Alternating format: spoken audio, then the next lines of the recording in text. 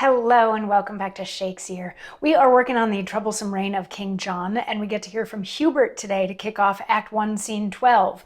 But real quick recap of what's going on. England and France are going to go to war again because King John has been excommunicated for not recognizing the Archbishop of Canterbury, and King Philip decided that he needs to side with Rome instead of siding with King John, despite the marriage of Louis and Blanche.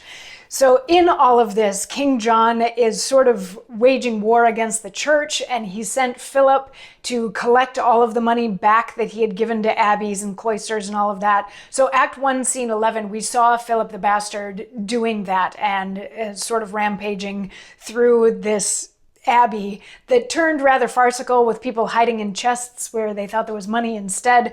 But it ended with a prophet, Peter, coming in and the bastard sort of arresting him for being a fraudster and saying to Friar Lawrence, remember, you owe me £100.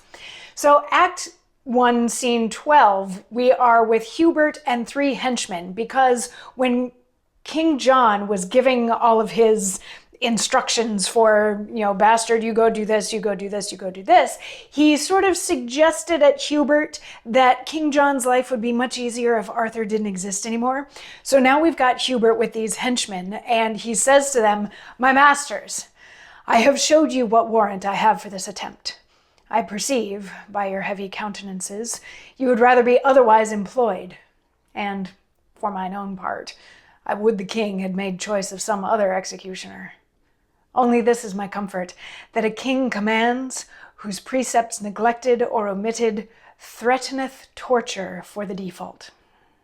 Therefore, in brief, leave me, and be ready to attend the adventure. Stay within that entry, and when you hear me cry, God save the king, issue suddenly forth, lay hands on Arthur, set him in this chair, wherein, once fast bound, leave him with me to finish the rest.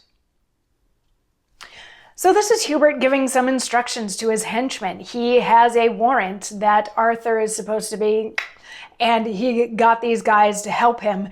And he admits that he doesn't really want to do this, and he can see in the henchmen's faces that they don't really want to do it, but they know that if they don't do it, this is something that the king told them to do. If they don't do it, they themselves will be tortured, so they have to go ahead. So Hubert is like, all right, what we're going to do, you're going to hide in there. Arthur's going to come in. At some point, I'm going to say, God save the king. And when you hear me say, God save the king, then you're going to come in and grab Arthur and hold him in this chair while we tie him to the chair, and then you're going to leave and leave the rest of it to me. So the henchmen are like, okay, fine, we'll do it.